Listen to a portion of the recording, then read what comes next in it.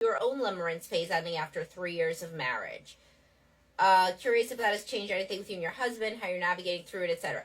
So I've been married now for 4 years. We've been together for 6 years. So limerence is the first 1.5 to 3 years. So that's been gone for a while. That's called the new relationship energy phase or infatuation phase. And that really biologically is pretty much 18 months to 3 years. 3 years pretty much the outside. Because it's long enough, as I've discussed so many times, to make a baby, meet somebody, make a baby, be pregnant, give birth, wean a baby, and that's it, and then you move on. For genetic diversity of the species, that's when a woman would move on to the next impregnator, but so it's like this giddy feeling where you're super giddy and you're obsessed with them and you want to see them constantly. You want to go into work late and you're thinking about them all the time. That is early.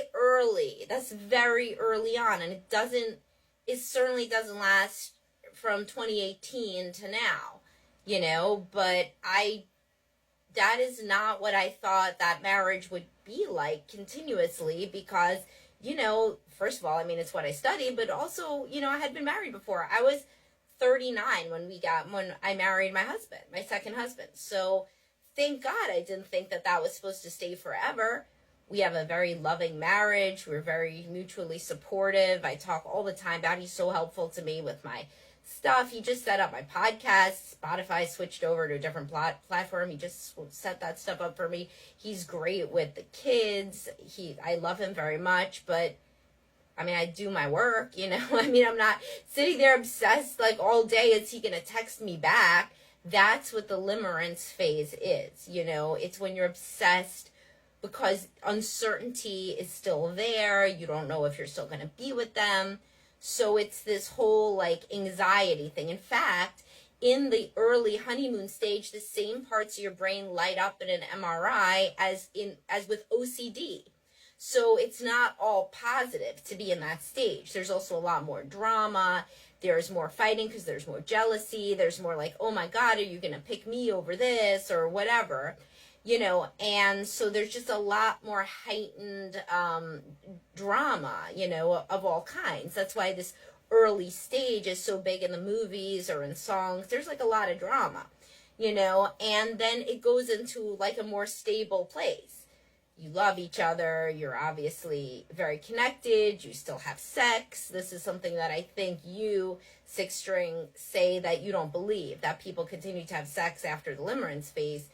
And many people in sexless marriages say they don't believe it because it doesn't happen to them. But believe it. That's the majority of marriages are not sexless, Of course, the older people get, when they're in their 60s, 70s, then it goes, drops off a lot. But a third of people, I think, in their 60s are still having regular sex if they're married. Oh, hold on. Let me change that to do not disturb.